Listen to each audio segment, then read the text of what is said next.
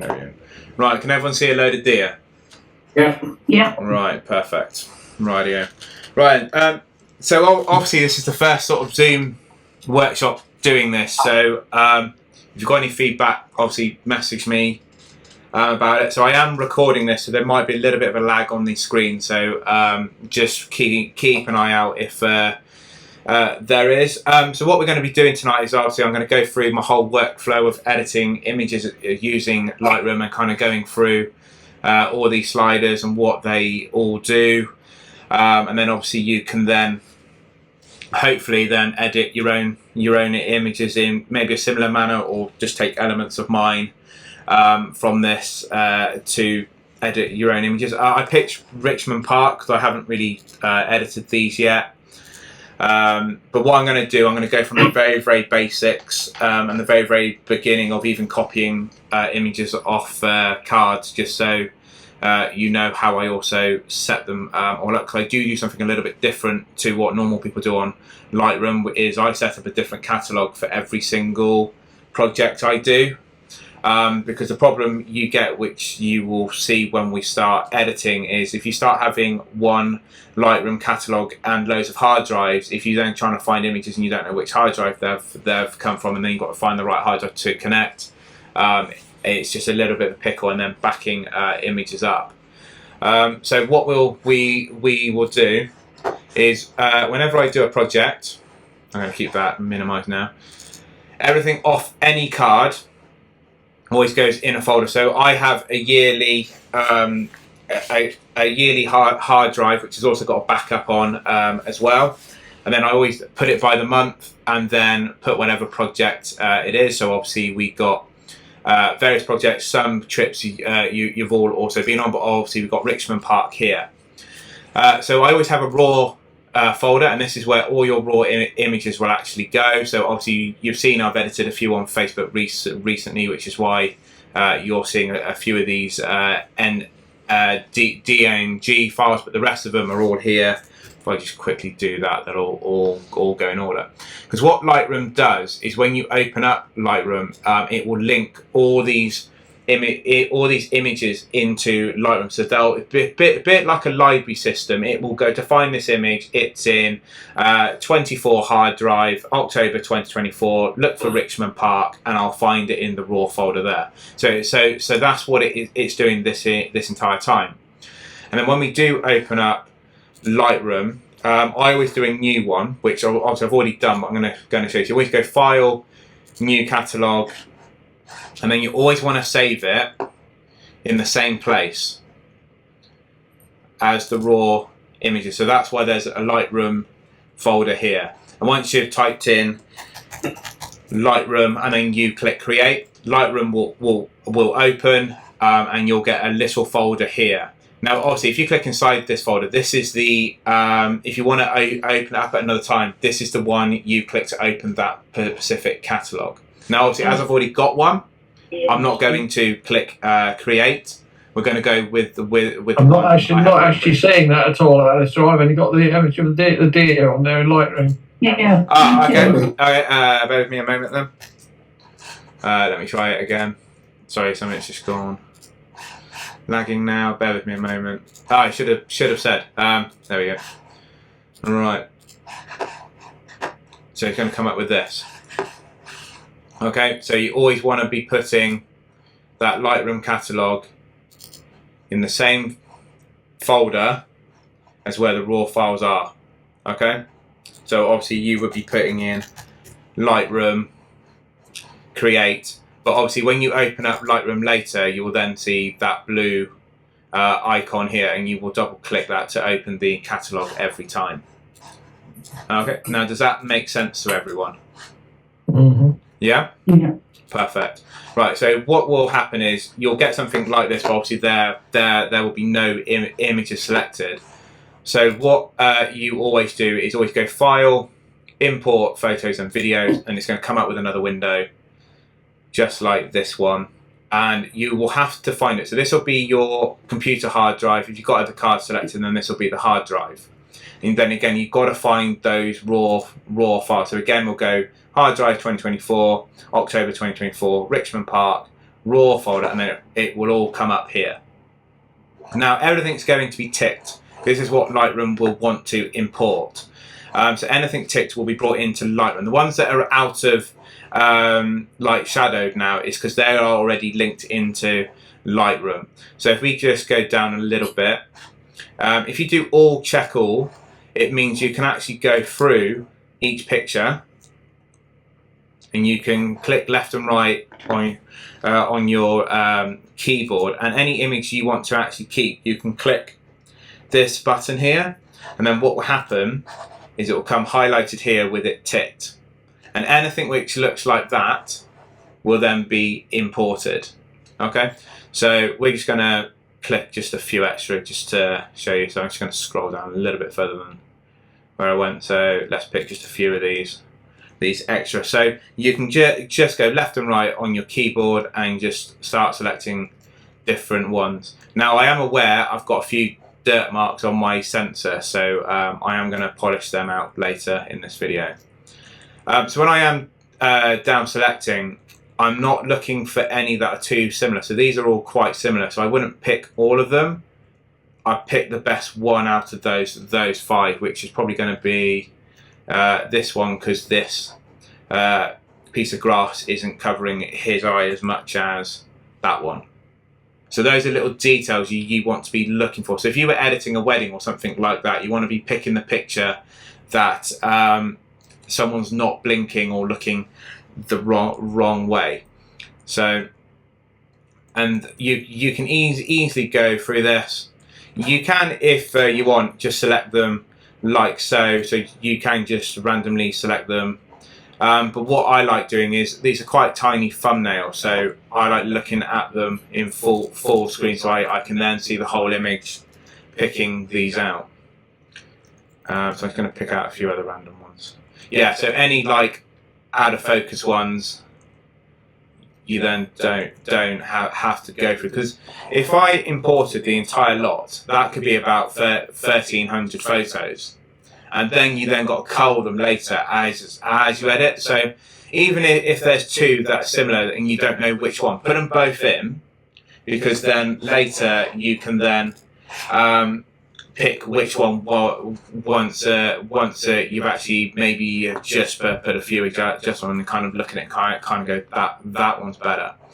So you can randomly pick them, or you can look at specific ones and then just click the button here to add it, or if you're on a keyboard you can press P and it will do it. And if you don't want to import it, like you made a mistake, you just click off it or click X. So once we've got a few selected, so we've got 22 selected, you just click import here and then it will come up in your gallery. The code's the same for the keys on Windows as well as Mac? Yes, yeah. Okay. Yeah. So what it will do, if this is your first time importing photos, it will come up as all photos and previously imported. Now obviously if you go back through your catalogue of raw files, you will then often get another previous import, and then you want to be, and then the all photos will increase, but it will be more photos than the previous import. So I find it way easier to keep using this all photos catalog, just so then I can always see all the photos picked. So what you'll mostly end up using is this develop section here, and I can edit a wedding within a day using Lightroom. Okay, so a cull of about 5,000 images will take me about 2 hours. But if I did a 5,000 edit and culled, it would take me 3 days. So doing that 2 hour cull first saves me so much time. It does. So that's why I would recommend doing it this way. Now when you do import photos, what happens is there's a little link between these 2 folders. Now you won't see it, but you know when I said about the library, like Lightroom will go to find this specific folder, which is called, sorry, this specific image, which is called DSC 2538, which you can find down the bottom here, there will be a catalogue link back. So it will go, right, it's in the 2024 hard drive, which is here. It's in a folder called October 2024, and it will be in Richmond Park, and then it will be here. But you won't see this link. So just bear in mind that if I try and use a Lightroom catalogue in a different area, it will break that link. So they always have to be together, okay? Does that make sense to everyone? No, it doesn't. Could you just run that by me again, please? Yeah, that's right. Right, so when you've imported your photos, the photo hasn't actually. The photo here is just showing where it is in the raw folder. So it's showing that raw folder, that raw image here. Yeah. Okay. So what will happen in this window? So I was going to bring it up. To find this photo, Lightroom will have a memory of where to find it. So it will go 2024 hard drive, October 2024, Richmond Park, and raw folder, and that image here will be somewhere in here. What's this specific one? 2544. So then literally there'll be an invisible link, and it's right there where I've just highlighted it in blue. Okay. Yeah. Okay. So when you import from the camera, yeah, directly into Lightroom. No. You want to copy everything off the card onto the hard drive. Onto the hard drive of your computer. And you want to call it raw. Right, rather than directly into Lightroom itself. Yeah. Right. So all right. What will happen if you import directly off your camera is they will get stored on your computer under pictures, and what will happen is without you knowing, it will bung up all your hard drive space. Right.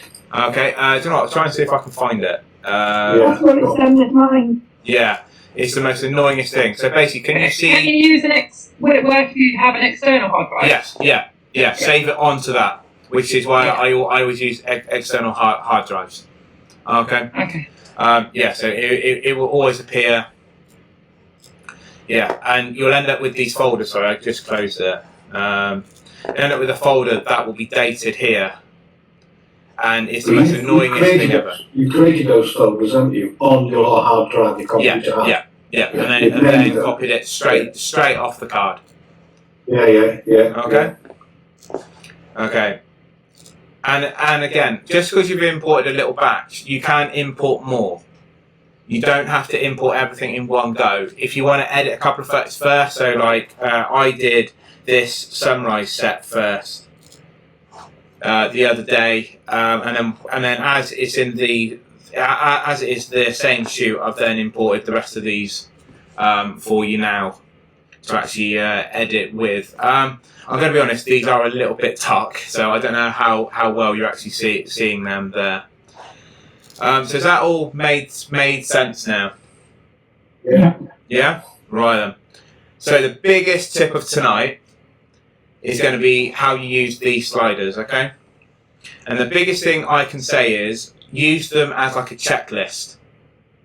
And what I mean by that is if you are looking at your photo and you're looking at the exposure, question to yourself, is this the correct exposure? Now, if it's not, we need to adjust this slider to make it brighter or darker. Now, unlike most sliders, the exposure one goes up in a specific manner compared to the other ones which just go up to 100%. This says plus 1.05. Now, what will happen is when you change the exposure using a raw file, it actually goes up in stops of light. So if we go up to 5, that is 5 stops of light brighter. And if you go -5, it's 5 stops of light underexposed. Okay, so that's why it goes a little bit weird. But if you use a JPEG image, because it's a compressed version of a raw file, so there's much less data, this exposure one will also come up as a percentage instead of +1, +2, up to +5 or -5. Okay, I find leave the white balance just for the moment. It can be tweaked somewhere along the way. So what we're going to cover first are these sliders, okay? Because this is what you will mostly be using. So these are the basic ones. These are the ones that you will use probably 99% of the time, as well as any rotational ones, which I'm going to go through shortly. So I'd be looking at this image and questioning everything, going, right, is it too dark or too bright? Right, originally, if I put it back on 0, it was already too dark, so we need to boost this up. Okay? Now, it doesn't matter how much, that is up to your own discretion, but I would be using my screen to actually go, right, is this the correct exposure? You can use your histogram up here, but I go by my eye and whether I like it. Because what a histogram does, it just basically shows you where the highlights are and where the dark areas are. And if it's a colourful image, it'll be like a dome like that. Now, you can edit using this, but I feel you don't have as much control. And editing should always be about control and having the control to make the image what you want it to be. So that's why I always prefer using sliders to this tones curve and a few other things you are going to use later. Yeah, so if I was editing this image, I'd be looking at it immediately going, this is too dark. So we're going to boost it up a little bit. Now, as you do lift the exposure up, colours are going to get a little bit flat because you're making everything brighter, which is why the contrast tool is also in this here. So what contrast does, it brings light and dark tones and saturates them. Okay? And what it can also do in some ways with sharpening tools, it also makes images sharper because it pulls similar colour pixels together. So that's why these often end up together. And of course, with all images, you want to be putting in a bit of pop of colour to them. You want them to stand out because from this flat image, it doesn't look great, does it? Mm. No, so that's why, this is why editing is so important. Okay, now these bottom ones are all about shadows and highlights, even the black and white sliders too. So what the highlights do, again, it works in a percentage of plus 100 and minus 100. Anything which is light, as soon as you start bringing this down, can you see every light tone gets darker? Yeah. Right, and it'll go down to 100%. Now, this is why it's so important when you are shooting images and there's a very, very light tone and a dark tone. You want it exposed for the light tone and not the dark tone because it's easier to bring back shadows than what it is to bring back highlights. Okay? And then even with the shadows, can you see now that the trees and the stag, as soon as I bring it down, they get very, very black? Yeah. So anything which is a shadow or a dark tone will also be adjusted. Now what I commonly end up doing is doing something like this, trying to balance them and try and find a happy medium. And then if the whites are still needing a little bit of a check, because you can see all these white splotches around here, which is where the sun's trying to come through the trees, we can also lower it. And then same with the blacks. But what I find the blacks do is they really do also saturate the image as well. So you can see a lot more contrast and saturated colour there. And then you can easily play around with these. Now, a little tip I will give, just because you put the highlights here, let's say you then drop the whites, whatever, don't be afraid to then pop them back up. If something doesn't look right, or something you have adjusted, and then you kind of go, oh, actually, that's now made this darker or lighter, don't be afraid to then take the sliders back up or back down, depending on what the image needs. Okay? Does that make sense? Yeah. Yeah. Yeah? Cool. Has anyone got any questions about that so far? No. No? No. Okay. So I will cover white balance now.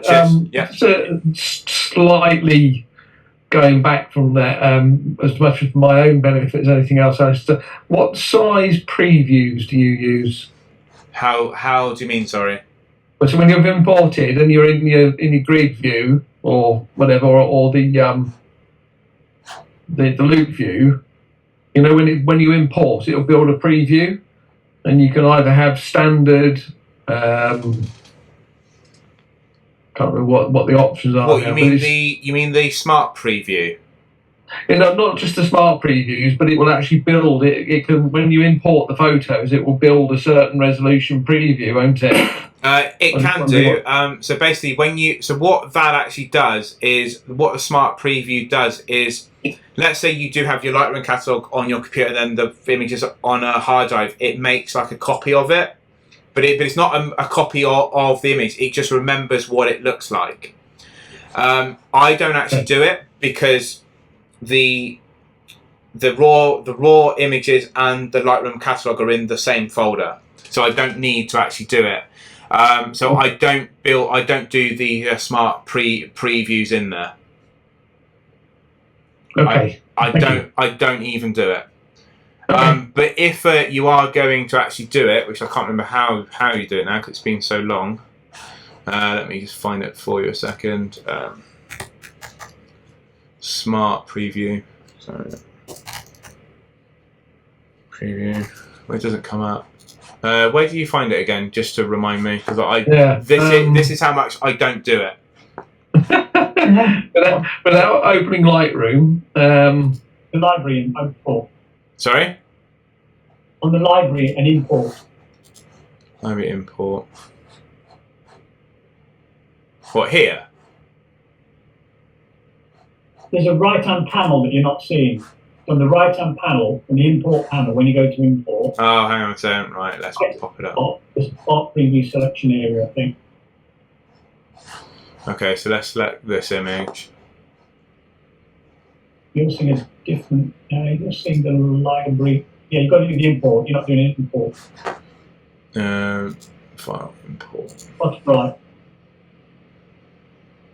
Because I don't build previews because once I've got everything linked as it is, apply during import. No, wait. That's it. You can buy a preset. Build smart previews at the top there. Look. Yeah. So it's right at the top. Yeah. So that's what it's going to build in. Yeah. I don't do it, but if you want to, And just above the one I was asking you about, Alice, is just above that. Look, build previews. So you use minimal basically. I would use standard. Okay. I would want it as big as possible. Because then if I was doing sharpening techniques and I need to zoom in on like the image, I don't want to be seeing a pixelated version of it when I zoom in. Right, okay. Okay. But I don't do it. So if you do want one of it, what it basically means is if you've got this Lightroom catalog saved on your computer, then the raw files are on a hard drive, it keeps a memory of what the image looked like, but you will always have to connect the hard drive back up for when you start exporting the image, because it will need to link it back to that hard drive. Okay. Right. Okay. All right. So thank you. There we go. No worries at all. But yeah, I would have it on on standard. Okay. Right. Okay. So I'm just going to give this a bit more of a boost. I'll probably have it around about there, just because then I think the highlights and shadows are also in check. There's enough on this deer to also bring it back up. The only thing I don't like is this patch out of focus here. I kind of think is a little bit distracting. So what I'll probably do later is copy all these settings onto another similar image and see if I can find a better one. But we're going to keep to this one just for the demo, okay? Right.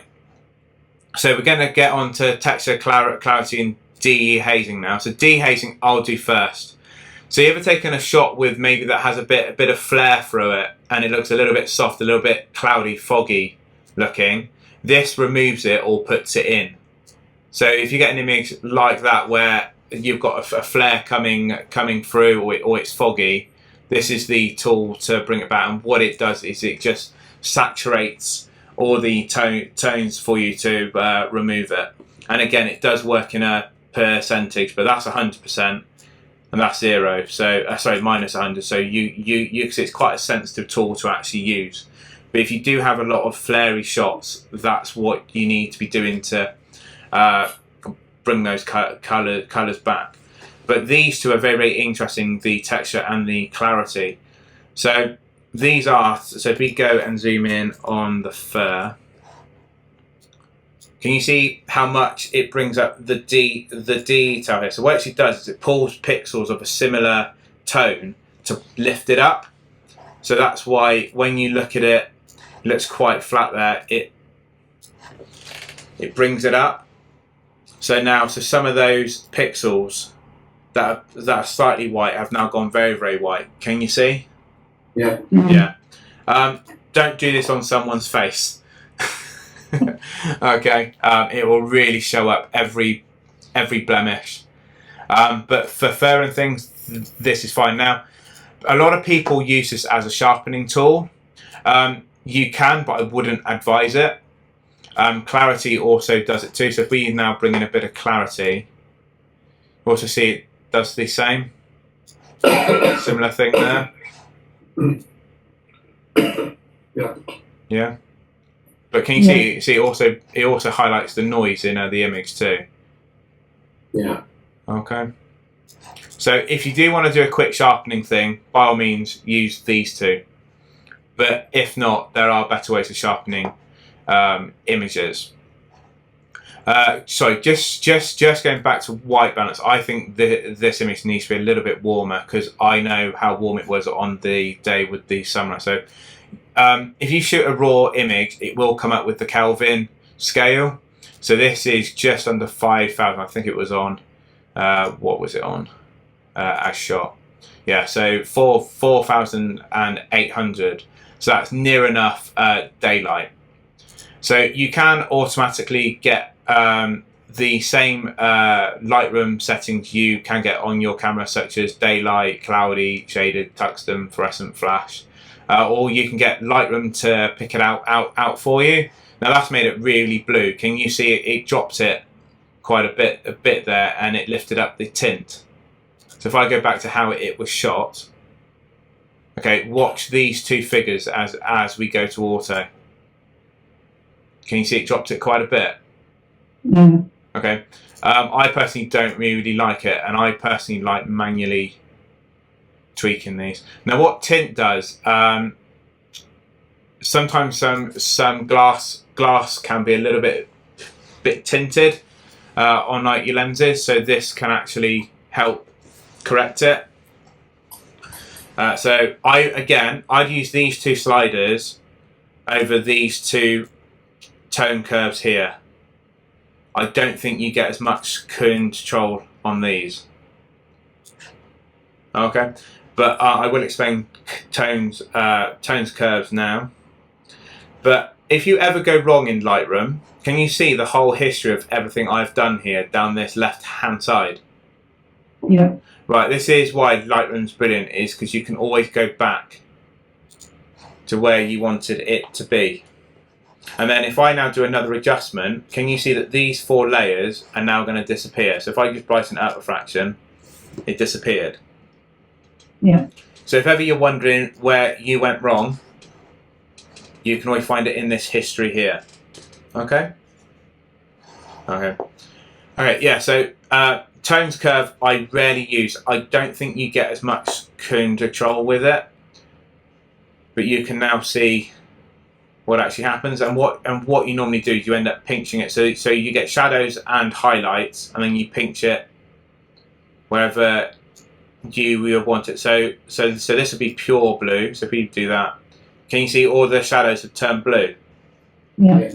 And then if we go here and then turn all the highlights to yellow, they all go yellow. But what I don't like about this, which I'm just going to now adjust it back to how it was, is let's say I pinch it from the middle here and I just want to bring it up. I don't personally feel you get as much control as when you use these sliders. But that's a personal preference. So I rarely use this. Now, of course, you do have other ones. You also have shadows and highlights here as well. So you can bend these wherever you want to make them brighter or darker. I can't remember what this one actually does, but yeah, it just makes it images red and blue. Again, I wouldn't want to use that. If I was going to use tones curve, it would probably be mostly for this white balance look or the exposures. Or you can have all three and then you can slowly pick sliders to fix it. But what I find is if I put this back on 0 and I wanted to lift up the highlights, it will lift them. Okay, so I don't normally use this, but if you do want to give it a go, feel free. All right, you may find it easier. I personally didn't, so that's why normally I've got this up because I rarely use it. And you can actually cross it off as well, I think. Yeah, that's without the effect on. Okay. Now, colour mix, I find is brilliant. And I know I've got another workshop on presets, which is where a lot of these end up getting used more. But again, if I am editing, these are really great tools if I want to be popping off colours and highlighting certain things. So, hue, do you know what hue does? No. Okay, so let's pick a green. Okay, so hue changes one colour to another. So if we pick green, can you see everything that is green goes slightly turquoise colour or teal colour? Yeah. And then if I go there, it becomes more of a yellowy green. Then if we adjust it further with another one, that was not actually doing that much adjustments. Okay, let's do the deer. So what these are great for is, let's say, I know this is autumn, but it didn't really have the autumn colours. Now that I've changed those, can you see we now get a more autumny feel? Yeah. So if you are trying to get a certain season, or you're trying to give a specific colour tone which you haven't been able to capture in camera, this is a great tool for actually doing it. Okay, so we can make these look more autumn based. But what you just want to watch out for is when you don't want things to turn drastic colour. So let's have a look at yellow. Right, can you see if I change the oranges, suddenly the deer's gone quite red. Yeah. So you just got to be careful changing these, because you may think, oh, we can make the leaves orange. Well, actually, it turns the deer more red. Sorry, if you want to make the leaves more orange and boost it up, what you'll end up doing is turning the deer red. Okay, so you just got to be a little bit careful with this. But that's what hue does, is it can change colours into different colours for you. Saturation is probably my favourite one, especially if we're wanting to do moody effects. So we could even drop the yellows, the oranges, but can you see it then makes the stag near enough grey? So what this is doing is you've got all your colours here, and if you want to make a colour less prominent and more faded, so it isn't as prominent, so let's pick green again, you can lower the tone of it or the saturation of it. This can be very handy if you want to do those really dark, moody presets. And I've even got a video up on YouTube about doing it last year with some other stag images. But you just got to be careful where you use them, because can you see as we drop the yellow? Yeah. Okay, because what you could do is make the stag more prominent, drop the yellow, but then it starts looking a little bit fake. And then you've got to try and find a nice balance. And then once you start adjusting this as well, you've got to try and find where that balance is. So you may end up flicking between these. I find it easier having all selected, and then I can just go down through these sliders or to like get instead of separately. So we could do something like that. So then you've still got the greens with a hint of autumn colour, or you can turn it all autumn, depending on what you want to do. I find it easier doing it this way, just so I can then pick what I want to do. But how do you think that's looking already? Not better. Yeah? Yeah. Gives a more autumny look. Okay, now what luminance does is basically how light or dark do you want it. So it is different to saturation. So we pick oranges again. Can you just see that change there? So can you see it just goes slightly white on the deer, but especially this out of focus foliage, it goes very, very white, and then it can go very, very dark. So that's what illuminance does.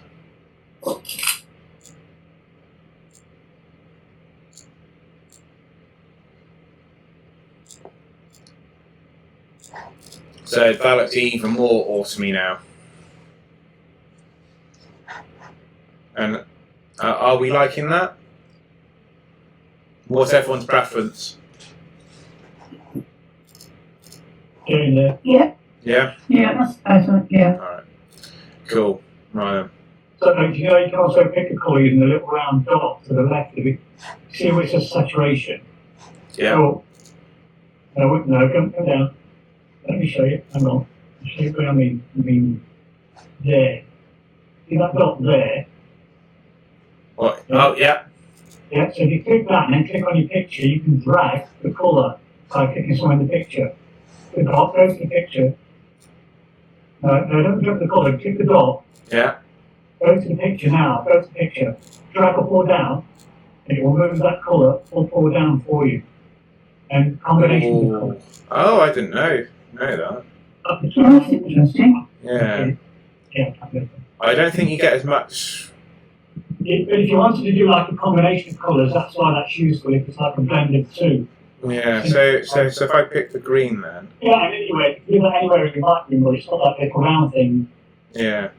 Including hues, luminances, all the rest of them as well. Yeah, I'm liking. I don't know if I would use that tool a lot. I'd probably just stick to the slider. Probably, but I do see why some people would actually pick this, because you are targeting a certain subject with their color tone, and then you can saturate it or desaturate it like so. But I'm going to have a play around with that a little bit more. But I don't think it would become an everyday thing for me. But yeah, I definitely like the feature. Yeah, that's really good. Ah, cool. But has anyone else got any questions about it? No, I think that's straightforward. No? Yeah, fine. Cool. Right then.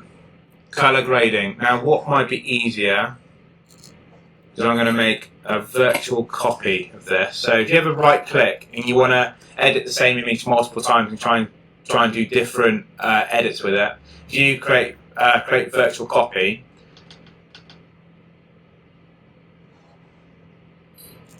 Okay, let's just wait for that to come through. Okay, then we go reset. Right. If you want to edit something completely different, you then can. So I'm just going to put this a little bit back to just what it was. Right. So, colour grading.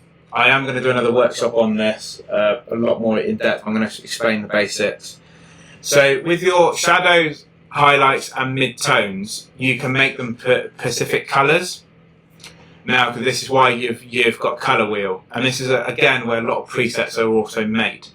I use this sometimes if I'm trying to do creative things like this. If I wasn't using those saturation, luminous and hue sliders, this is another way of doing it. So let's pick the mid-tones.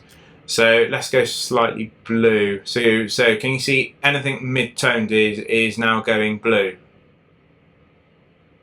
Yeah. Yeah? Okay, and then if you go highlights, can you see everything going slightly yellow? Yeah. Right. I often find you've either got to do the shadows or the mid-tones. I try and avoid doing both, the mid-tones and the shadows together. But this is where, if you've got a colour palette that you need to work to, this is a very, very good tool for actually doing it, and then of course you can see how much you want it showing. So as I lift up the shadows, can you see a lot more blue pops in? Right, and then you can blend them.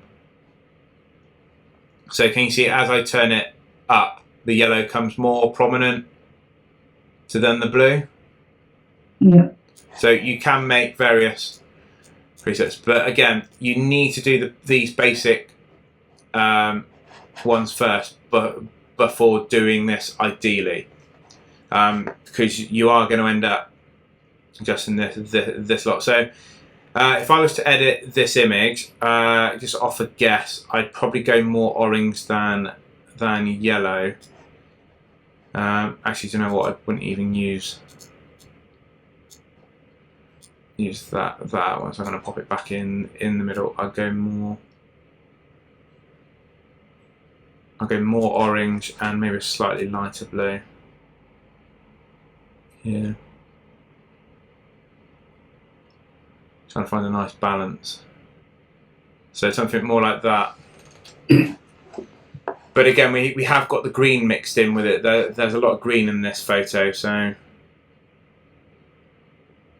it depends on what you want to do. But this is what people spend a lot of time doing, creating presets, is messing around with these. And just because I picked yellow and blue here doesn't always mean it's going to work. Like, you've really got to look at your images and kind of go, what tones am I using? So if an image has got a lot of green and pink, you want to be adjusting the green and pink on this image. So let's put it back to normal, and then let's see what we can do with it. And let's put some more on there. Okay, so I'd say shadows are more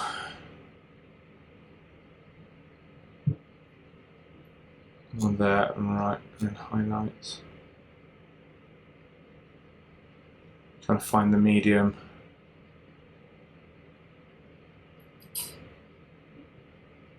So you could do something more like there.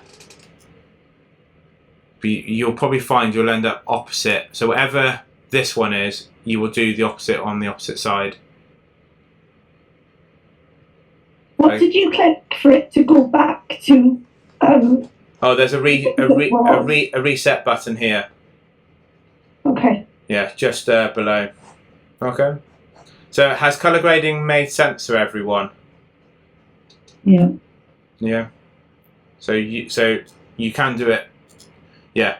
Or you can pick them individually here, but I prefer again having all three there. In terms of the difference between color mix and color grading, I end up doing color mix a lot more. There's no real preference, just my own workflow. I just find I get better results with the color mixer more. Yeah. But again, I would I'd go with what you're happy doing. Just because I say color mixer, if you prefer color grading, go with it. Now this detail one, I have a little bit of beef with. Because images can be grainy when they come in, when you use this sharpening tool straight away, can you see how grainy it can make it already? So if I do that to that, can you see how grainy it also got? Yeah. So I find, now that they've got this AI denoise tool, I would do this first, remove the noise in the photo. It's going to come up with this window here. And I keep it around about 50%. So if I now click on it, can you see? So this is without the denoise. This is with it. So it gets rid of all that fuzziness. But if you do go and do it too much, it can end up looking a little bit cartoon sketchy looking. So I try and keep it around 40 to 50. And I had it on 50 just because I was editing an image which had a lot of noise in. And what it will do is it will create a stack, which I'm just going to go through. So I'm going to let it do its thing. So what it's going to do is going to create a copy of it with those denoise elements to it. Now you can manually do it here with the manual noise reduction, but I just find this new AI feature has actually saved me a lot more time doing it. And then once it is done, when I put that sharpening tool back on, it sharpens the image and the graininess doesn't come in. So just waiting on it a second. Okay, so now that that's appeared, right? Can you see all that graininess is now? So can you see that to that? Yeah. Yeah. It's a lot better. Yeah, and then when I put the sharpness tool on, it looks a lot. You can see a lot more detail. And then do you know what? You may even find you may want to put a bit more texture in now. So don't ever be afraid to go back to other sliders. And what the radius does is also how much thicker do you want it pulling pixels together. So can you see as I change that radius, so it'll go up to three pixels as a radius. So you can see it gets a little bit blotchy there, doesn't it? But you can really see his coat coming off now.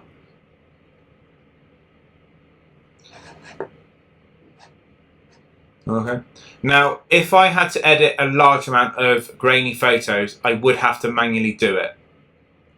Okay, because this AI one, you have to apply to every photo individually. So if I was doing a wedding or something, that would take me hours, if not days, to keep clicking them all. So manually, you would change the illuminance. You can change the detail of how much do you want showing coming through when it removes the noise. Like obviously I've done tons there. So can you see how plasticky it now looks? Yeah. So you just got to find a nice balance. And again, it's all about balancing with this noise reduction and sharpening.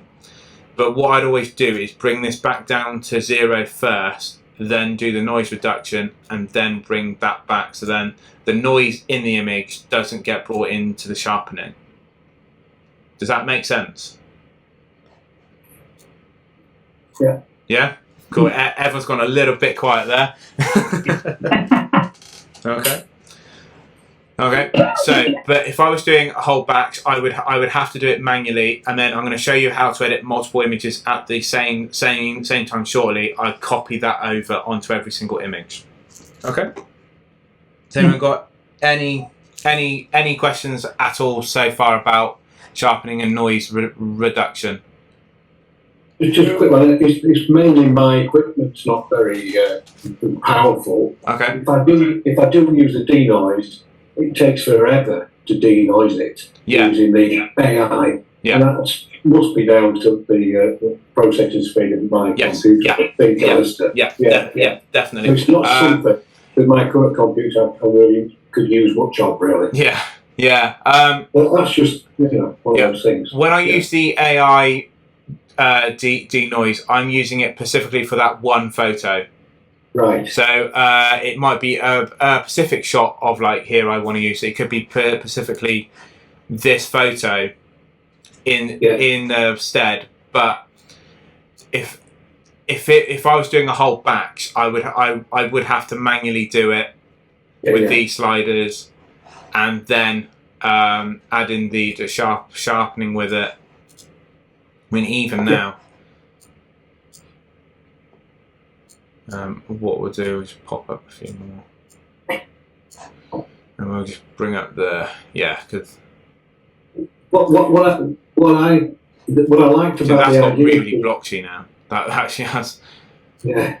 What I liked about the idea of denoise is that I often get a lot of noise on evening photographs. When I've got the ISO right. Yeah. For example. So I thought that'd be great to have that facility. My computer lets me down. Yeah. So if I wanted to get less grain in a sky, for example, could I do that by using the manual adjustments, the luminous, all the detail and smoothness? Yeah. I could. Right. I'll try that on. But then if it was just a one-off image, you'll probably find it quicker with the AI version. Yeah, well, it would be, but Yeah. my confidence, I think it was built in 1954. One of the very first ones around. Yeah. So, unless I get an Okay. upgrade anytime soon. But no, that's fine, it's worthwhile. I can do something manually. Yeah. That's Yeah. all right, Ryan. Which image do we want to edit? Let's stick to the one with the color mixing we actually did. Now, lens correction. Okay, I need a building shot, which I don't think I've got specifically for this, but I'm going to try one, see if I can find one which may have it. May have had it. Right, let's see if this sign's got it. No. Okay, so do you all know what chromatic abrasion is? No. Okay, so you ever taken a picture and along a building it's got trying to see if I can see it on the tusks. It'll be like a very, very faint pink and green line, and it's all to do with your lens and the light, and this removes it immediately by clicking it. And what you can also do, if you want one of your images to look like a Pacific lens, you can go down to here, pick Nikon, and it'll come up with every single lens and give you that profile as if it was shot on there. Right. Right, but some of them you won't notice a massive difference. So if I go back down to this Nikon 85, can you see the image just warped in a little bit, like the tiniest bit? And then if I put a more zoom lens on, can you see the face just pop forward a little bit? Yeah. Okay. So if you ever do want to play around with that, feel free. I rarely touch it, but if I did have the wrong lens for the wrong shoot and I needed to change it, this is the perfect one, the perfect tool to actually do it. But some of these you won't even notice the difference, or it's so slight by the time it's done it, you haven't even noticed. Yeah, so that one just bent it back a little bit. Okay. Now, Can I just mention a note of caution with the lens profile corrections? Yeah. Because I found out when I was editing my splash photos, actually, okay. that I enabled the profile correction for the lens I was using. Yeah. And it added all sorts of very strange artifacts around the edge. Yes, it does. Yeah. So, and it was only through searching it online because I was thinking, well, I got something wrong with my sensor or something like that. And I normally have this turned off. I rarely touch it. Rarely, if ever. This is part of the 1% that I never ever touch here. Okay. Yeah, I think I'll be avoiding it in future as well. Yeah, yeah. Manually, if you want to add distortion like this, you can. The reason it's got a contain crop. Can you see this white border that's now appeared? Yeah. So this is where your image has been warped in or out. So if it gets warped in, constrain crop means it'll keep to the original crop, which is normally it's I think it's a 4x6. Inside that warp thing, it will keep the same crop for you, or same ratio crop within where it's now distorted. Okay. So then, if you double click it, or then. And then if you then go even more, it will appear again. But if you've got it automatically selected, it will do it all automatically. So you probably saw it just a few clicks ago. So I'm going to bring it back just so you can see it again. So if I put it like that, it disappears. And then if I do it again, when I let go of the mouse, it will automatically crop it in. Okay? Yeah. And if you do want to adjust any of these, they're not really making that much difference for us. If you got problems with your tint and green hues, you can adjust these. Now, vignetting is a good thing to actually do. So if you want to show a little bit of a vignette, you can. Now, what people do, the common mistake, is this sort of effect where they put a white vignette around. But I'm just going to put this back to normal first, just to show you this a bit easier. Where is it? Just enable. Okay. So then, if we do, vignetting. Okay. So this is actually making the edges of your image darker, and then it fades into the correct exposure of what it was shot at. Now this is amazing if you are wanting to show something shooting through. So if you've got the foliage, if we go back to our original image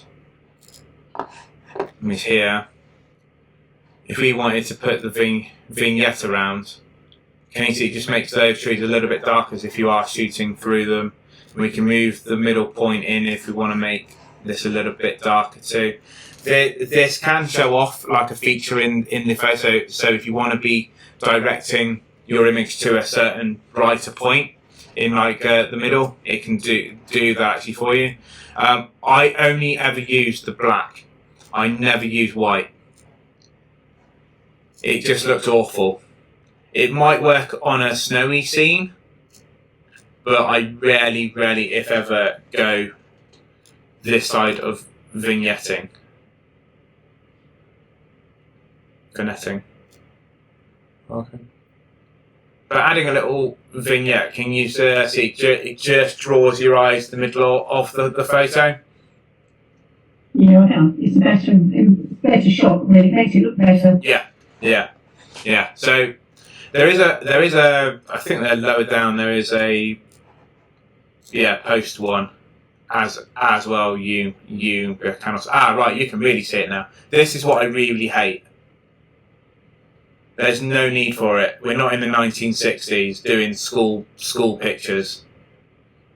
No one needs it. Do you know what it actually looks more like?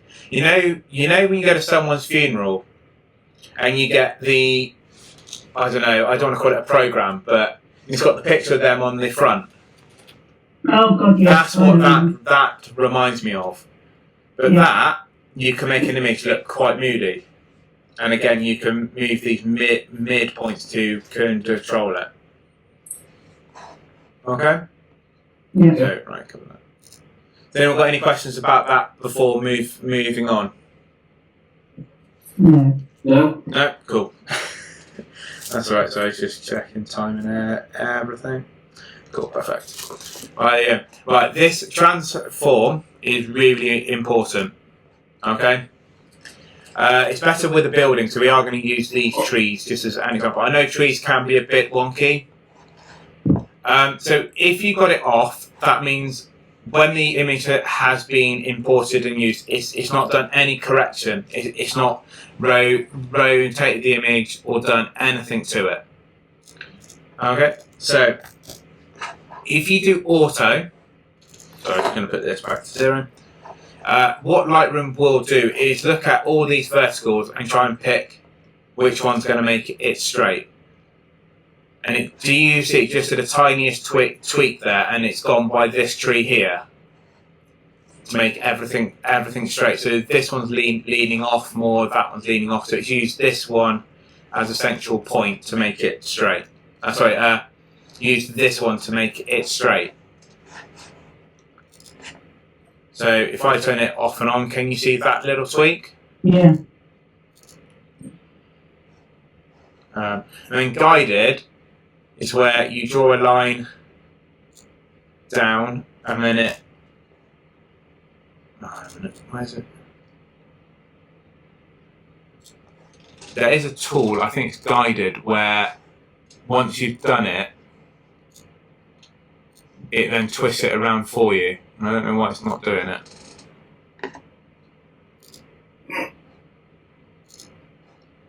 Why isn't it doing it?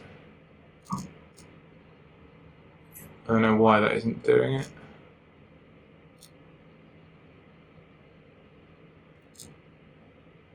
That's why. Right, you've got to put a horizontal and then it corrects it for you. So can you see that this line off the tree is now perfectly straight? Yeah. All right. I wouldn't use that tool if I was you at all. I would be using auto or vertical. Also does it as well. Now, what you'll mostly be using this for is architecture photography, so indoor shots or externals. Level.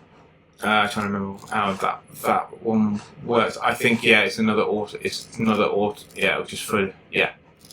So if we go off. So level. Yeah. Do you see the level did a little tweak? Yeah. Perfect. Okay. And what a full is, it will fully correct it for you. Okay. Now, if it adjusts it and then it's you do get a white border. It will. Sorry, there we go. You can put constrain crop on, but normally it's when you start adjusting these. So what vertical is? You ever seen a building where the building looks like it is either shorter at the top than the bottom, or it looks shorter at the top and then gets bigger at shorter at the bottom and it's wider at the top. Yeah. Right. So what normally happens is if you use the vertical, it will bring that image and tilt it forward. Have I got anything with a building in? No. Okay. Yeah, it will bring it forward. So if I grab this piece of paper, so this is your image here.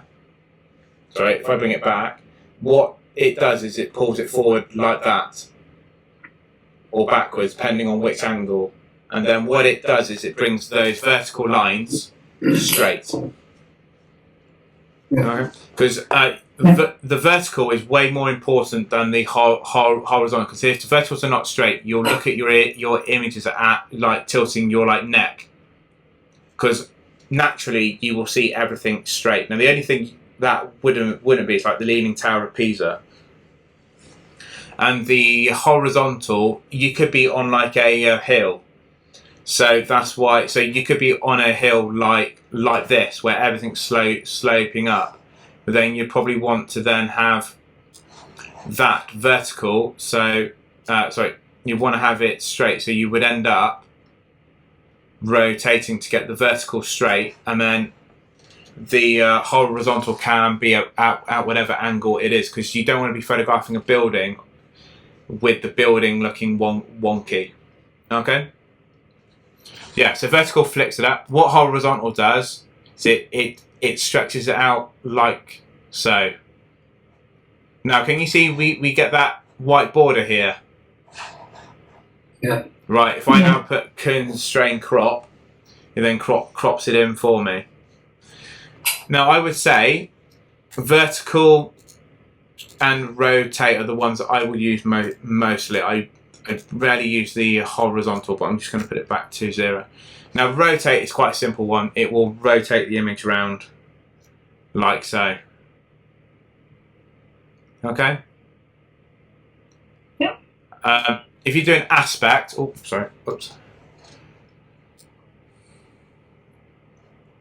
It's where you're squashing or stretching the image. Scale is a bit obvious. You're shrinking the image or blowing it up. And then you can have it off axis or anything like that. But you will rarely use those, if ever.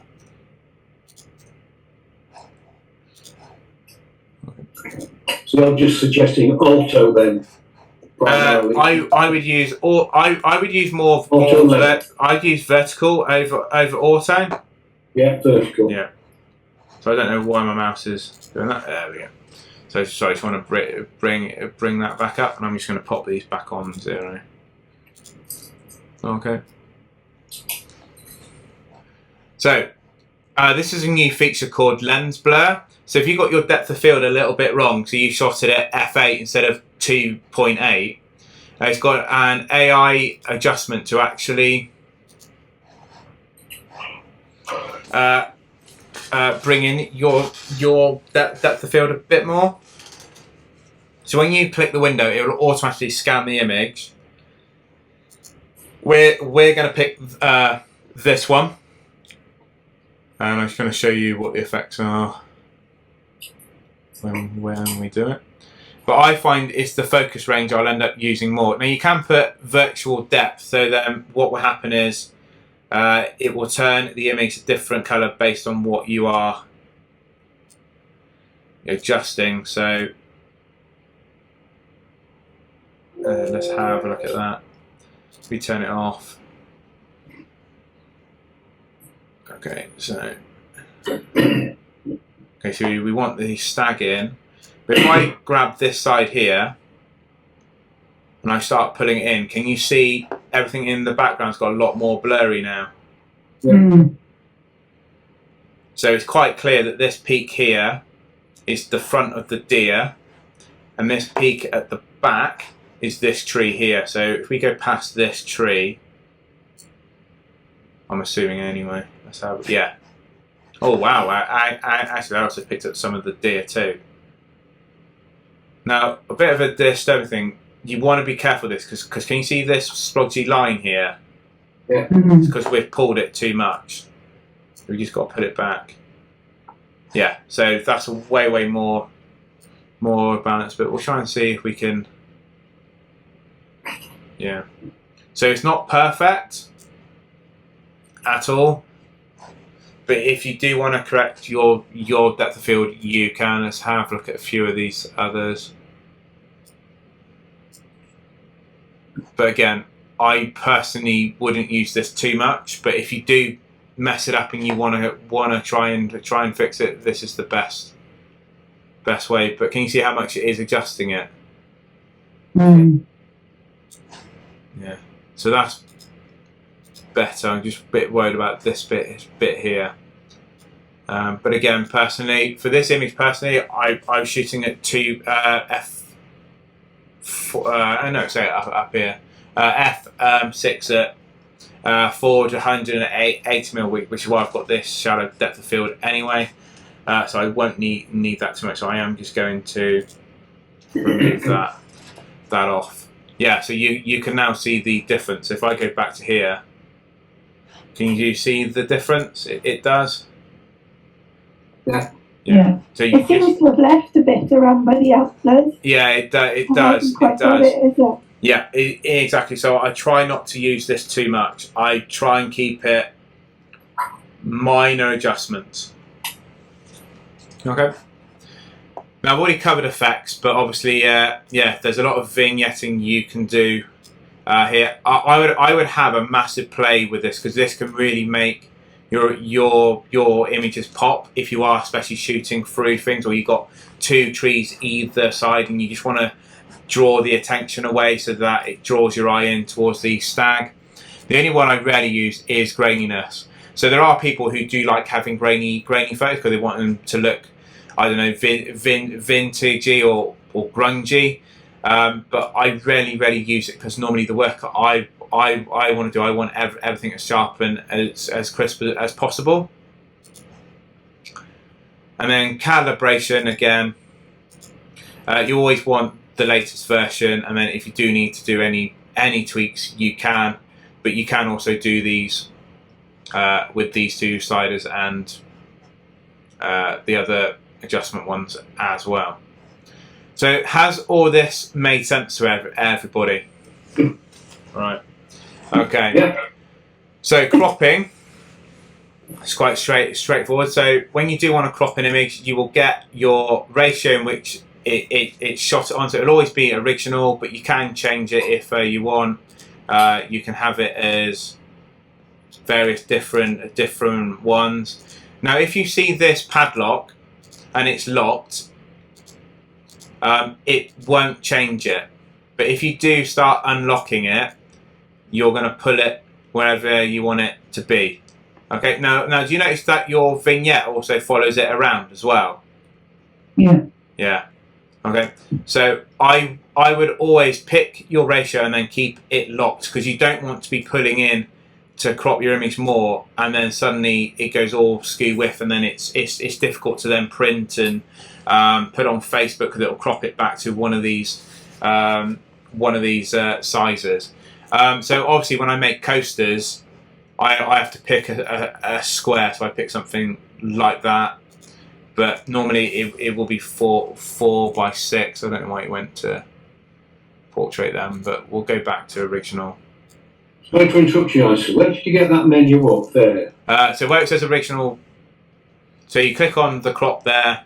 Yeah. On this middle one here, where I'm just hovering over the mouse, and then click on the original, and they'll come up with the different ratios. I'm not getting that. So I've clicked the crop Yeah. button. Yeah, and then you go to the aspect. Aspect, yeah. Yeah, and then click on original. So there's a menu that should open when I click on aspect, is there?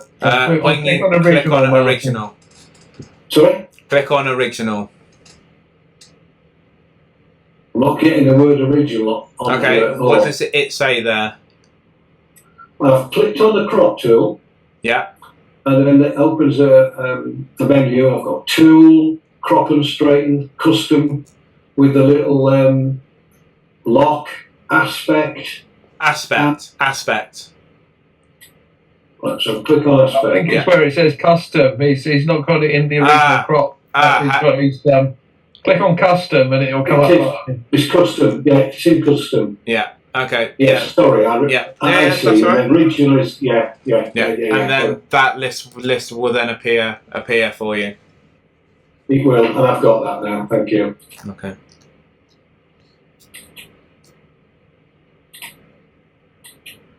Cool. Yeah. Okay. Okay. Now, when you are cropping, if you hold down Shift, or you got your mouse outside of the cropping square, it'll go to like 2 arrows. And then basically it'll come out with a similar grid, but it's got a lot more squares in it.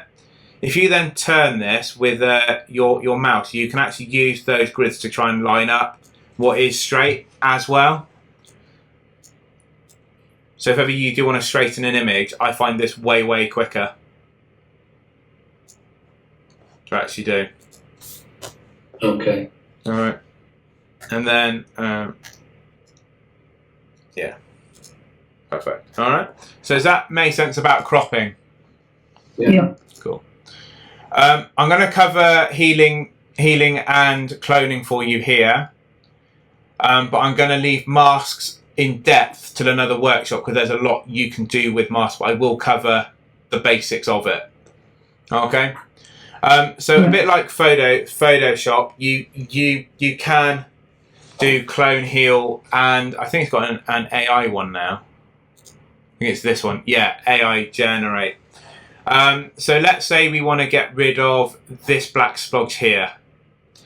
So you will get your various tools, so you can control how big the area is in the circle to cover what we're doing, and how strong do we want it appearing. So do we want it quite faint when we do the change, or do we want to keep it covering it up 100%? Now this is early access, so what we're going to do, that, hold it down, and then it's just going to take a second. No object detected, so why isn't that picking it? Oh, I don't want it object aware. Let's just do that. Again, this is another tool.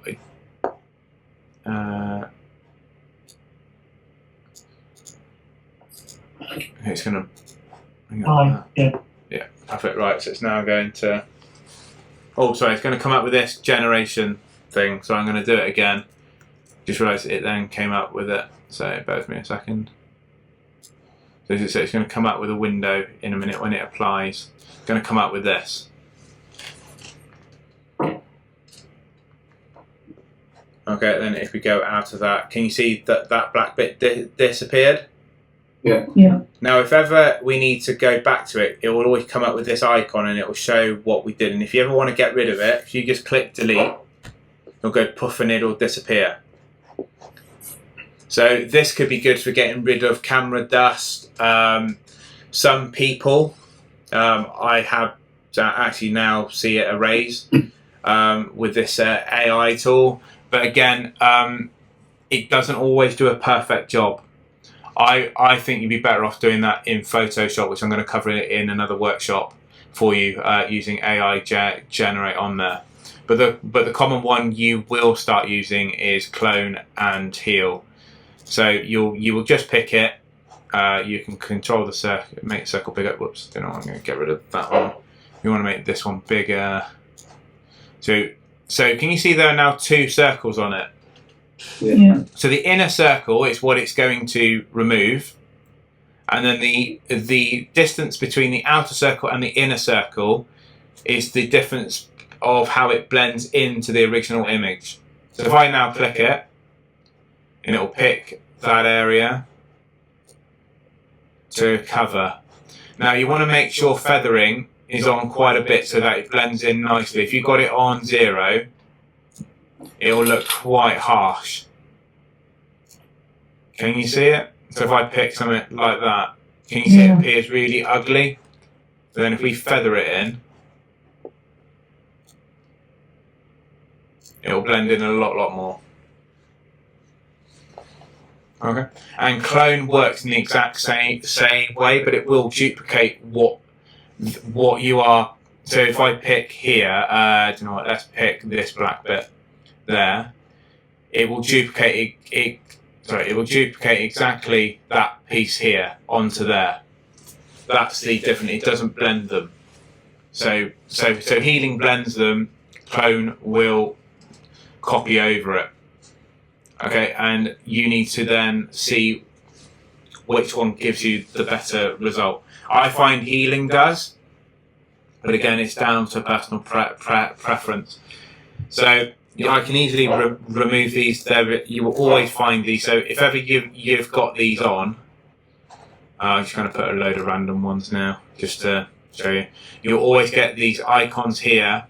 So that if you do need to change it or move it, so you can always move the different patch, but you've always got the icons here so that you can find where it actually was, and if you don't need it anymore or you need to move it, you know where it is, and if you want to delete it, you can just click delete.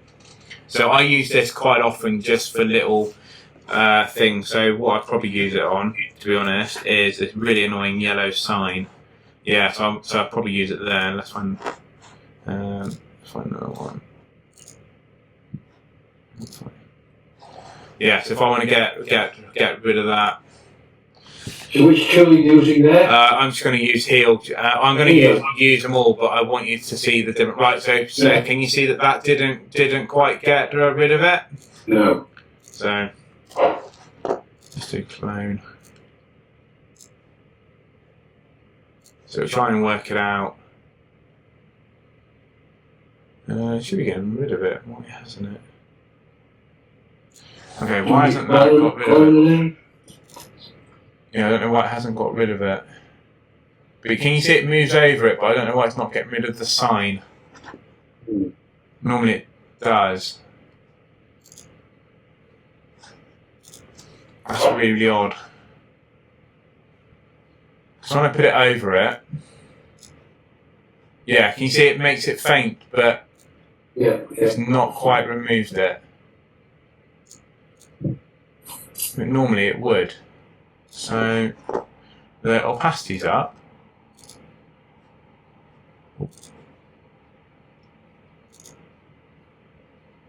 You know what? Let's see what AI generate does as well. Yeah, so AI generate got rid of it nicely, but healing didn't. So that's why you might end up picking between each one, but I can't see why it wouldn't go straight over. Normally it does.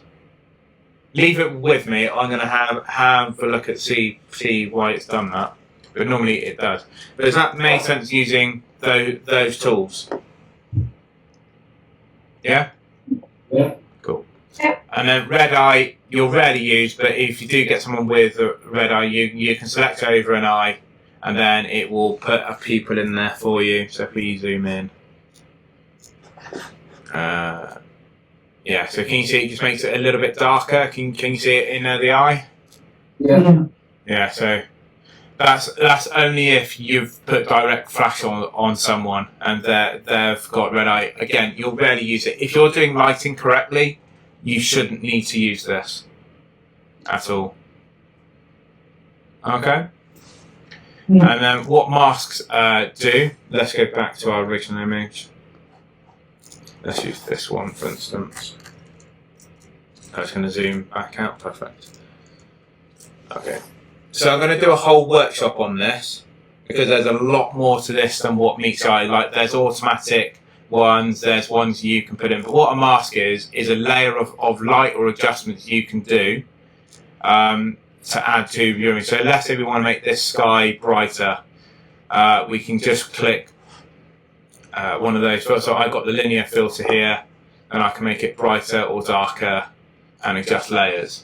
So if an image isn't perfectly lit, you can use masks to adjust it, but I'm going to do a whole workshop on it to cover the whole area. But if you do want to have a play with it and then come on that workshop later, you are more than welcome. But all it is using these layers and masks and then adjusting these sliders to give you the desired effect. You will mostly end up using probably these ones here, and out of those, if you're doing a sky, you'll probably use exposure, contrast, highlights and shadows. Those will be the 4 you will mostly use. Okay? Has anyone got any questions about anything so far? No. No? Everything makes sense? Yeah. Cool. Right, so now that I've gone through that, there is another element on another workshop called presets. So I'm going to go way more in depth on it there, but I'm going to show you how I speed up my workflow though. So let's say we got all these other deer shots. I don't know what's come out with that. Got all these other deer shots going along here. And they're all a similar set. Let's just zoom out a little bit. They're all a similar set. And we want to apply what we did on our first image onto all of those. So what you can do is you go edit and copy, and in a minute it should come up with a don't do it when you've got the masks applied. Right, it's going to come up with this window here. Okay, now does this window look familiar to anyone?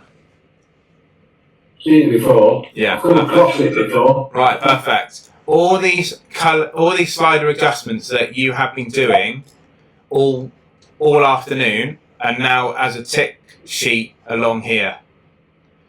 And anything you want to add to the other image, you need to have ticked.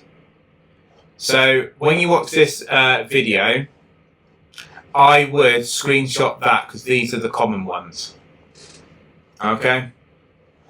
And once so you can select all, but the problem is you may end up getting a cropping one, and if you haven't had your camera on a tripod or the deer's moved or something like that, you may want to move the crop. So I often have this one off, other ones as well. Transforming to. I'll keep color grading on. So these will be the comments. There is a mask which we just did, so that will also get selected too. And then all we do is click copy. Okay. Now what will happen if we go to our next image? Let's get one of slightly different way. So the stag's now looking at us. We go edit and paste. It's going to come up with the exact same settings applied. So you're going to save so much time by copying and pasting off your first image and making. But just because you copied it off and it's not quite identical, you can change these sliders afterwards. You don't have to keep them perfectly the same. I would use, if you're going to copy and paste, use the paste as a guideline and then adjust from there, and then move on to the next image. Because really, when I do wedding photos, if I'm spending longer than 30 seconds on an image, there's something horribly wrong.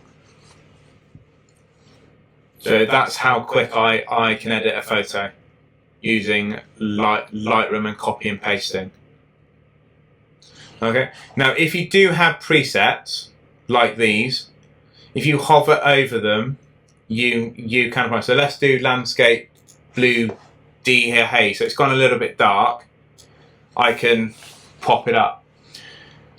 But I'm going to do a whole workshop on presets because there's a lot involved with them. But this is something that will also help your workflow, is saving these edits and keeping them for other photos. Okay. Has anyone got any questions about that? So if you want to do a group of them, I always say select the one that you want to copy from, and then hold down the, I think it will be Control for you guys if you're on Windows, and then you can select the ones you want. And then if you click Sync here, or Paste, so yeah, so you copy one and then do that, or click Sync, it's going to come up with the same window. Then if you click Sync again. Now, as there are layers, masks applied, if another image already has masks applied, it will ask you, do you want to merge all those masks together, or do you want to replace them? 9 times out of 10, you'll want to replace them. But if it's two very, very different images, I would trial and error it and see which one gives you the best result. Okay. So I replaced them. So these are some more of those photos. So this one's actually come out brighter than this one. And this one's a little bit dark. This one needs homing in a little bit. And then this one needs, yeah, another adjustment there, just to get them similar. So I've now edited 4 photos in about 10 seconds. So that will really, really speed up your workflow.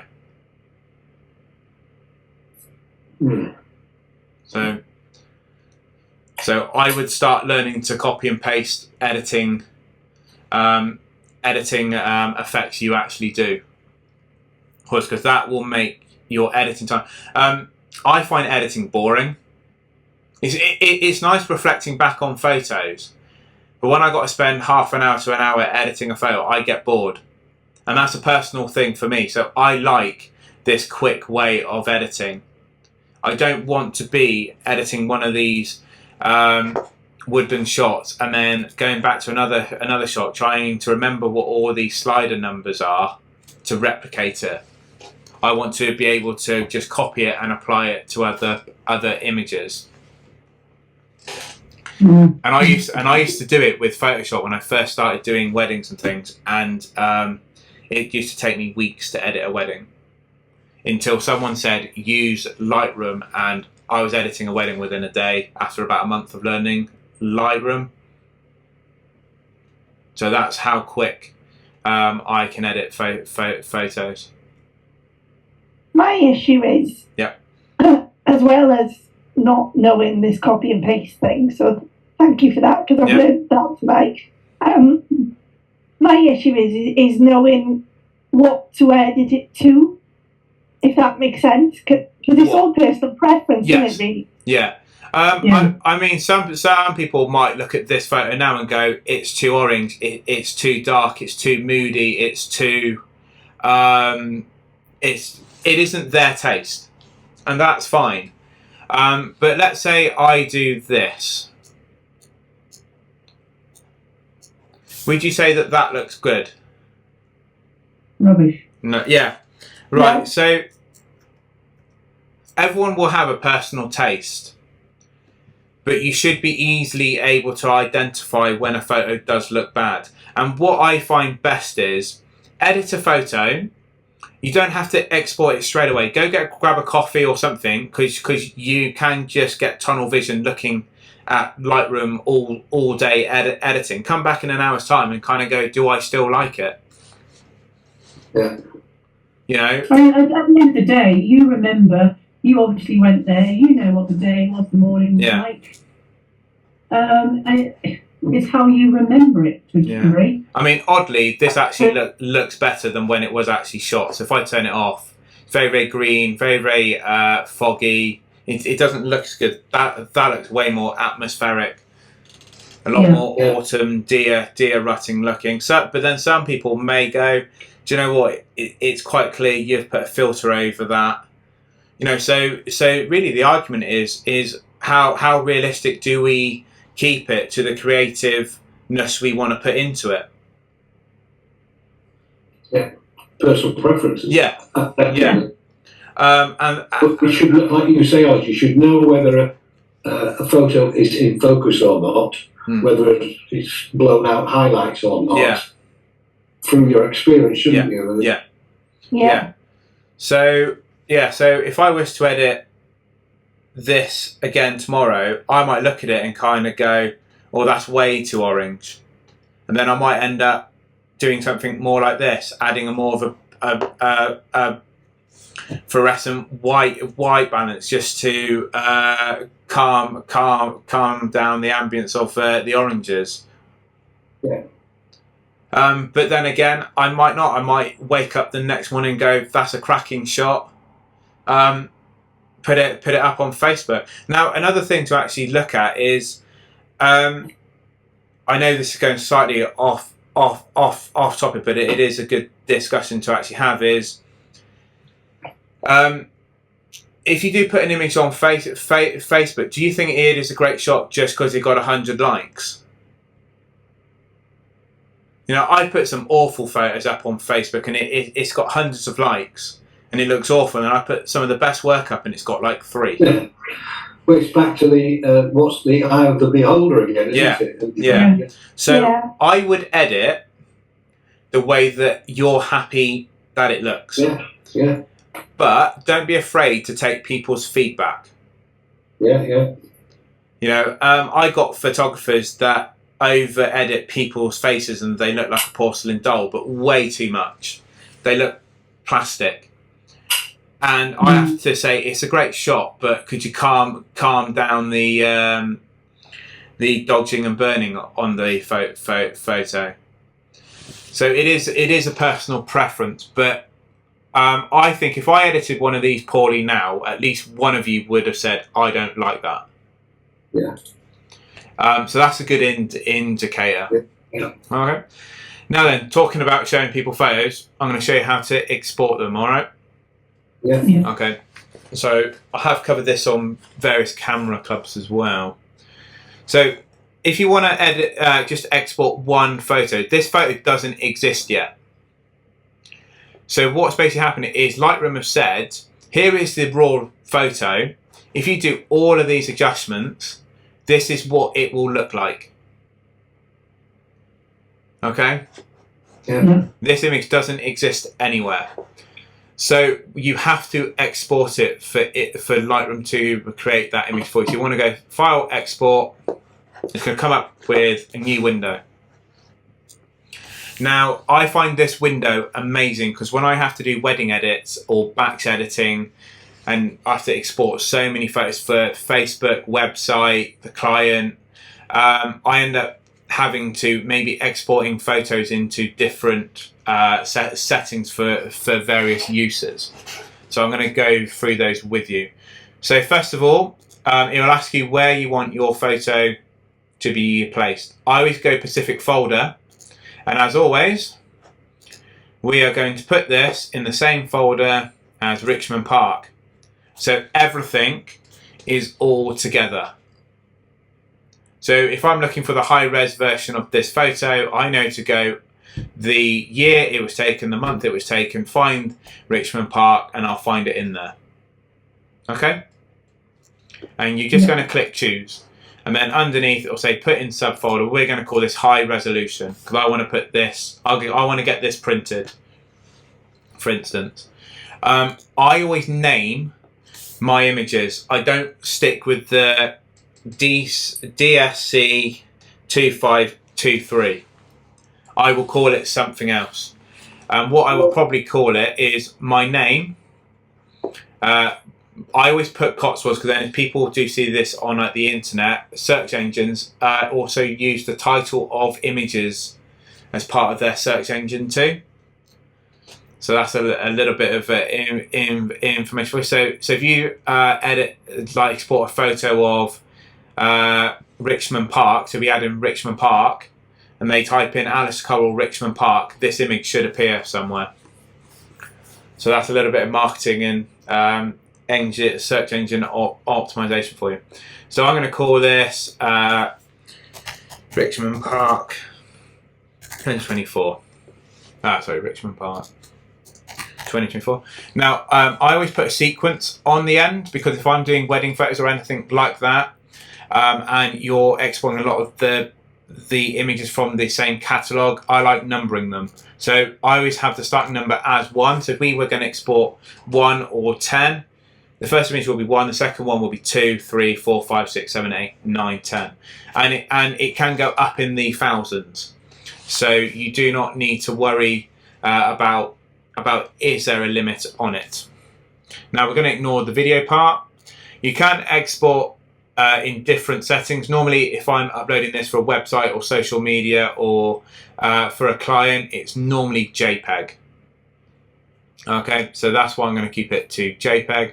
Make sure the quality is always on 100%, or else the file size will be smaller and the quality will be a lot less. If you are going to resize for Facebook or websites, the easiest one to do is to pick the longest edge and change the longest edge to 2000 pixels, and always keep the resolution, whether it is a high-res file or one of these one of these image resizers. Keep it at 300 pixels per inch, just to keep the best quality. Okay. But you know what? We'll make this one for Facebook, I think, just so then I can keep that going.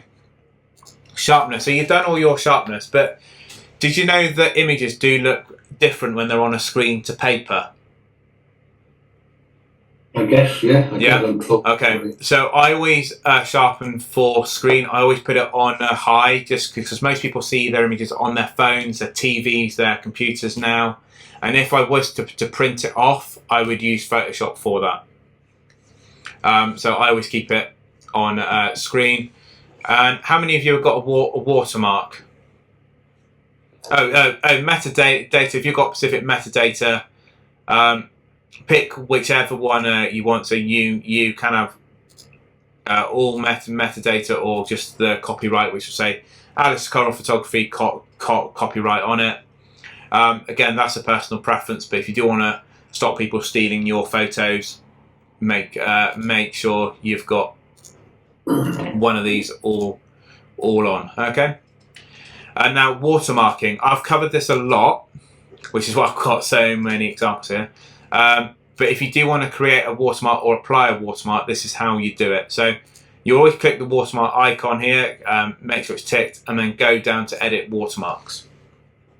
And it's going to come up with a screen like this. Okay, now obviously my logo's appeared because I have a watermark which I use. I have a logo which I use on all my photos. Some of it is to just try and deter a couple of people stealing it. Some of it's for my branding, because obviously I want people to know it's me that has taken it. And I often find it looks better to have a logo than what it does saying Alice Coral Photography with a copy symbol as text. I kind of think it looks a little bit amateurish. So, but again, that's personal preference. But what's really cool, so if you do want to do a text one, yeah, you can do it like that. You can pick out different fonts. So if you've got a particular font you like, you can pick it. You can go through all these examples of if you want it bold, italic. However, you actually want to pick a different colour. Will the colour board appear? No, okay. Or you can add drop shadows and different effects here if you wish. I often use a graphic, as you can see, and what it will do is you mostly just get where do you want to put it. Okay, so I've made it bigger there. I normally keep it around, I think it's 30 or 20. Let me have a look. I'll know it by eye. 20. Sorry, that's just, why has that appeared now? So I don't know why that's just now. Here. I don't know why that just suddenly appeared. I'm copying that, but okay. Okay, so there we go. Or 20, which looks more like the size I now give. And or opacity. I don't like it when watermarks stand out like that. I think it distracts from the image quite a bit. I know other people like keeping it, but I try and keep it just slightly faded. But again, that's a personal preference of how you want to actually do it. You can pick as well by the anchor where do you want to put it, so you can move it around into different parts. I normally find, especially keeping it consistent, is to have it in the same place every time. So I always know the middle bottom, my watermark will always go. So then people will always recognise my images because the logo is always in the exact place. Now it used to be on the bottom left. I moved it into the middle because I just started preferring it there. There was no other real reason. I just preferred it, but it still looks good if it's on the side there as well. But you may find you may want to push it in a little bit if needs be. So yeah, you can put it wherever you want, and that will be on the same place on every single photo you do. Now, if you do click save, we'll come up with, it's called new preset, but think of it as new watermark. So if I just put zoom tutorial, so then I know what it is, and then create. When we now bring this menu back, can you see it's now appeared in my entire list? It's now appeared there.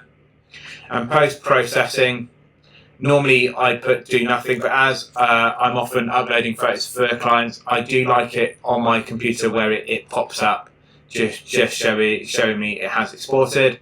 And then once you're happy, just click export, and then give it a minute, it should appear somewhere on my screen. Yep, and it's appeared here. Just dragging it over for you. Why won't it appear? Why won't it let me drag it over? Let me just do that. Alistair, you know when you put the watermark on your image? Yep. Is there a way that you can save it without a watermark and with a watermark at the same time? I would export it twice then. So what I would do, if I pop this back on, so I go File. I don't know why it's now being a little bit slow there. I go File, put this window back up. Let's say this is the, we'll call this low res zoom, just so I don't get mixed up. And we'll keep all those settings there. So that's that one. And then what I do again is I go in again to do the high res one. And just unclick the watermark. And then, yeah, and then I would unclick. I'd unclick resizing because we'd want the full size, and I'd turn that off as well, and then I would export that again. And what it will do, it will come up with this window because we've now got two of the same image, but because I've accidentally put them in the same folder. So what I should have done, I'm just going to do cancel, is very quickly, is I should have put high res into here. And then exported it, and then it will now come up. So now I've got my, I just need to now zoom out. So now we've got my high res one, and where's my low res one? There, and then you've got my low res one there as well. Okay. Okay. Thank you. Okay, there we go. Okay. So any other questions about that? Has anyone got any questions? Because that's literally my workflow for editing photos on Lightroom, and I don't. Sorry. Yeah, I don't. Sorry, I was just going to quick set. I'm not a massive fan of editing. I'd rather be taking photos. I find it very time consuming.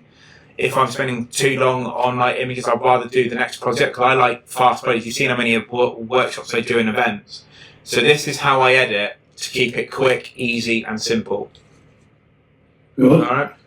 Yeah, it was just another one on my exportings.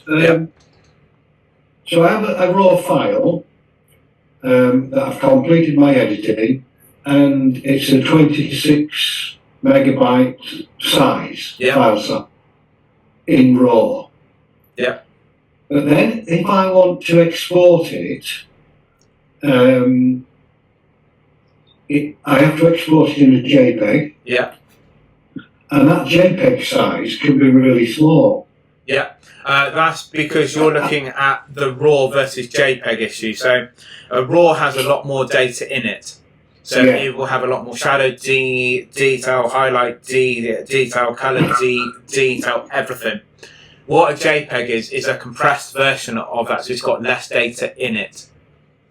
So does it lose the quality then? No, not visually. Not visually. No. But in terms, because obviously you wouldn't, a printer would probably kill you if you sent a RAW file to them to print. And a RAW file is basically the light recording from the camera. And when you bung it into here, you do all of your adjustments, and JPEG is just the compressed version of that. Okay. But it's still the same diameter. So it will still be 6,000 by 4,000 pixels. So it might compress down to 2 megabytes. It'll probably be, if it's 26, it'll probably be more like 13. 13, 12, 10. And what also affects it, the file size, oddly, if that will be a lot smaller file size than that. Right. Do you know why? No. There's a lot more colour. When there's a lot of white or black or one tone of colour, there is less data because there's a lot of the same colour. So if I change this black and white, the black and white would actually be a smaller file size than the colour. There's only 2 colours in it. So if you've got a colour shot with a lot of darkness, maybe it's a golden hour and the sun's going down, got lots of shadow. Yeah. So the shadows are darker. Yeah. And not as colourful, so that could impact on the JPEG size. Yeah, got that. Okay. Yeah, that's fine. Got that. Yeah. Good. Any other questions by anyone? Oh, just to prove a point as well. Just to show you my organisation. All the different folders we have made are all in the same Richmond folder. So if I ever look for those photos and I need the high res one, I know it's there.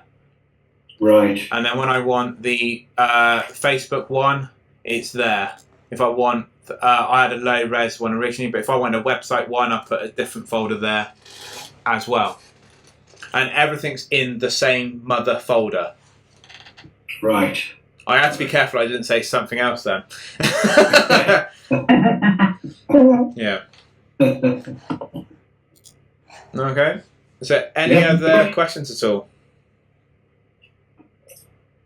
Not from me. That was my question about the size from a RAW to JPEG. So I understand that now. Yeah. I mean, because what I can quickly do is, if we were just going to edit the rest of these, just highlight them all, do that copy and paste.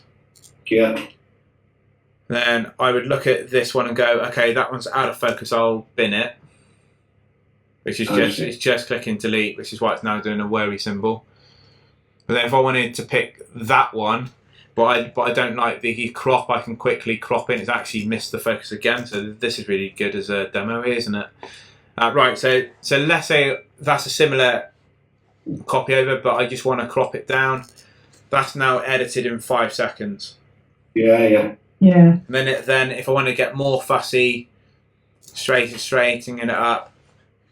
There we go. Or I want to put more vibrant. Oh, I didn't explain vibrancy and contrast. Sorry, saturation. So vibrancy is making colours more vibrant, which is very different to saturation. Can you see the difference there? Yeah. Okay. I rarely use saturation. I more use this one. But again, now I just put a bit of vibrancy in. That's a couple of seconds. So that's taken me 7 seconds to edit. Yeah. So let's say you're doing 1,000 wedding photos. So I'm just going to do a bit of maths here. So let's say we've got 1,000 photos times 7 That's 7,000 seconds. So let's say there's 60 seconds in a minute.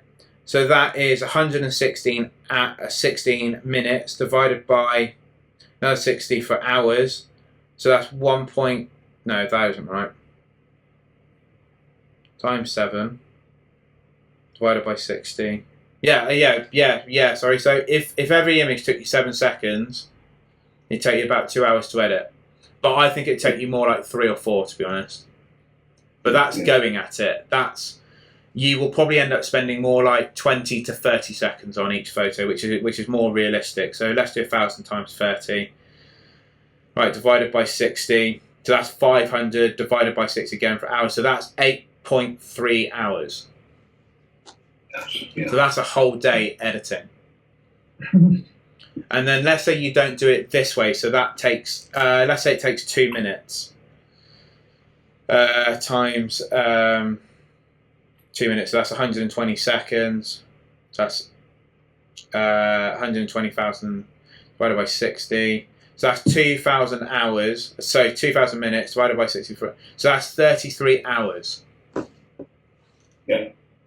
So that's a 2-minute edit on each photo. You would end up nearly doing a full-time job of editing just to do what I can do in 1 day.